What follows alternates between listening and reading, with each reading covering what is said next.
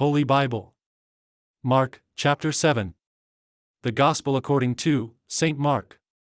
Jesus reproves the Pharisees for their false traditions and ceremonies. He casts a devil out of the daughter of a Greek woman. He opens the ears and loosens the tongue of a person with an impediment. Chapter 7. Then came together unto him the Pharisees, and certain of the scribes, which came from Jerusalem. And when they saw some of his disciples eat bread with defiled, that is to say, with unwashen hands, they found fault. For the Pharisees, and all the Jews, except they wash their hands oft, eat not, holding the tradition of the elders. And when they come from the market, except they wash, they eat not. And many other things there be, which they have received to hold, as the washing of cups, and pots, brassen vessels, and of tables.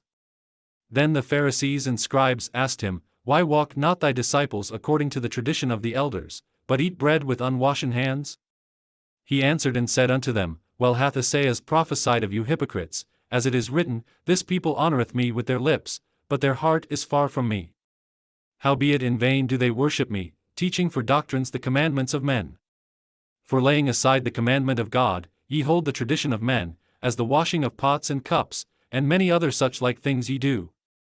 And he said unto them, Full well ye reject the commandment of God, that ye may keep your own tradition. For Moses said, Honour thy father and thy mother, and, whoso curseth father or mother, let him die the death.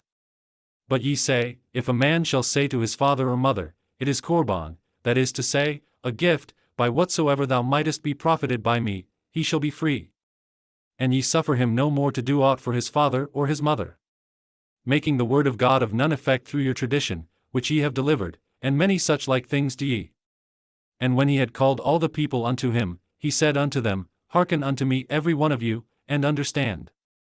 There is nothing from without a man, that entering into him can defile him, but the things which come out of him, those are they that defile the man. If any man have ears to hear, let him hear. And when he was entered into the house from the people, his disciples asked him concerning the parable.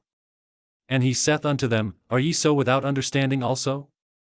Do ye not perceive, that whatsoever thing from without entereth into the man, it cannot defile him? Because it entereth not into his heart, but into the belly, and goeth out into the draught, purging all meats? And he said, That which cometh out of the man, that defileth the man. For from within, out of the heart of men, proceed evil thoughts, adulteries, fornications, murders, thefts, covetousness, wickedness, deceit, lasciviousness, an evil eye, blasphemy, pride, foolishness. All these evil things come from within, and defile the man. And from thence he arose, and went into the borders of Tyre and Sidon, and entered into an house, and would have no man know it, but he could not be hid. For a certain woman, whose young daughter had an unclean spirit, heard of him, and came and fell at his feet. The woman was a Greek, a Syrophoenician by nation, and she besought him that he would cast forth the devil out of her daughter. But Jesus said unto her, Let the children first be filled, for it is not meet to take the children's bread, and to cast it unto the dogs. And she answered and said unto him, Yes, Lord, yet the dogs under the table eat of the children's crumbs. And he said unto her, For this saying go thy way, the devil is gone out of thy daughter. And when she was come to her house, she found the devil gone out, and her daughter laid upon the bed. And again, departing from the coasts of Tyre and Sidon, he came unto the sea of Galilee, through the midst of the coasts of Decapolis. And they bring unto him one that was deaf, and had an impediment in his speech, and they beseech him to put his hand upon him. And he took him aside from the multitude, and put his fingers into his ears, and he spit, and touched his tongue. And looking up to heaven, he sighed, and saith unto him, Ephphatha, that is, be opened. And straightway his ears were opened, and the string of his tongue was loosed, and he spake plain.